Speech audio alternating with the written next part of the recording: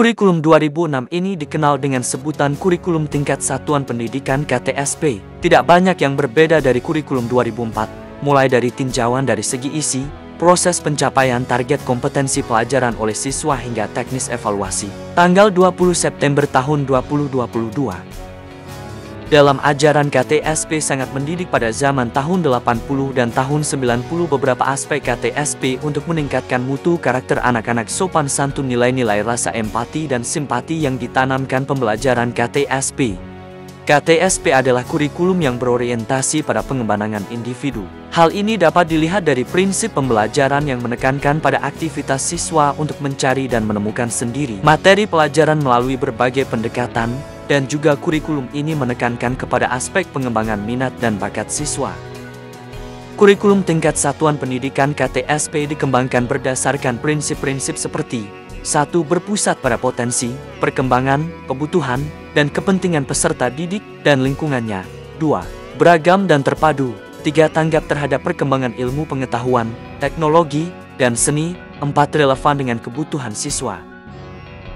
Jadi soal ujian nasional, soal zonasi, kurikulum merdeka, apalagi ya yang sekarang masih menjadi perdebatan, nanti kita lihat semuanya secara sangat seksama dan kami akan sangat berhati-hati. Ada kemungkinan untuk dimunculkan lagi ujian nasional? Saya belum sampai pada keputusan itu. Intinya kami ingin mendengar dulu. Kami ingin mendengar dari internal, juga ingin mendengar dari para pakar, juga dari masyarakat sebagai penyelenggara pendidikan, dan juga masyarakat sebagai pengguna jasa layanan pendidikan. Ada yang diprioritaskan untuk dievaluasi dalam waktu dekat nggak? Belum. Kita harus mengkaji dulu, karena kan ini sudah di akhir tahun anggaran ya. Tapi kita mencoba melihat quick win yang menjadi garis besar dari pemerintahan Pak Prabowo, itu yang nanti akan kita prioritaskan. Jadi kami follow on apa yang menjadi kebijakan dari Presiden. Targetkan peningkatan kualitas soal ujian nasional hingga 2025. Menteri Pendidikan dan Kebudayaan Mendikbud Muhadjir Effendi menyatakan pihaknya menargetkan peningkatan kualitas soal ujian nasional UN. Pada hari ini, Muhadjir meninjau pelaksanaan UN di sekolah menengah kejuruan SMA, SD, dan SMP. Kami menargetkan untuk meningkatkan kualitas soal UN dengan secara bertahap memasukkan soal-soal yang membutuhkan penalaran tinggi dan kami harapkan menjadi standar hingga 2025, katanya.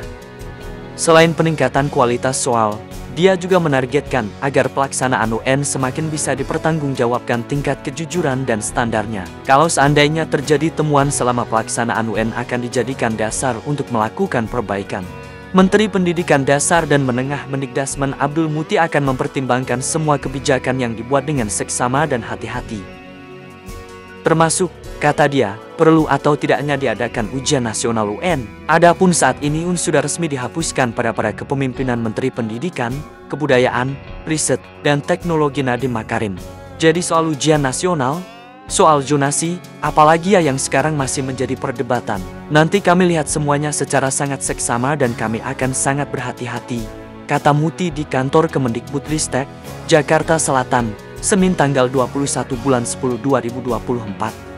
Selain itu, Muti juga akan mengkaji pelaksanaan kurikulum merdeka yang baru saja diterapkan pada akhir Maret tahun 2024 lalu. Muti menegaskan, pihaknya tidak akan terburu-buru untuk dalam mengambil kebijakan, terutama beberapa hal yang saat ini menjadi polemik di masyarakat, salah satunya soal UN dan kurikulum merdeka. Jadi kami ingin agar kebijakan Kementerian Pendidikan dan Menengah adalah kebijakan yang memang sesuai dengan apa yang menjadi aspirasi masyarakat, ujarnya. Sebelumnya, Muti mengatakan ia akan menyerap masukan dari berbagai pihak selama 1 bulan pertama bertugas di Kabinet Merah Putih Presiden Prabowo Subianto. Menurut Muti, masukan-masukan itu akan jadi bahan pertimbangan dalam menyusun kebijakan strategis untuk meningkatkan kualitas pendidikan dasar dan menengah.